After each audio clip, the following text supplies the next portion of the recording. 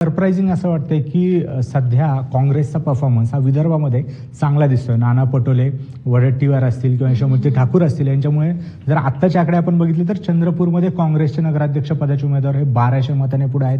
स्थानिक प्रतिनिधी सांगतात की अमरावतीमध्ये अब्दुल शेख हे जे उमेदवार होते, जी निवडणूक सुद्धा इथली खूप गाजली होती, ते सुद्धा आघाडीवर आहेत.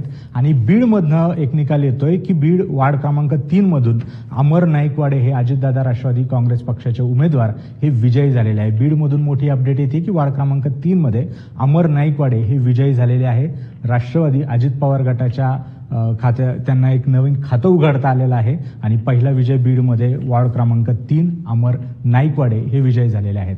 काँग्रेसमध्ये मला असं वाटतं की या जे 3 मातब्बर नेते आहेत काँग्रेसचे विदर्भामध्ये, त्याचा काँग्रेसला खरं तर फायदा होताना दिसत आहे.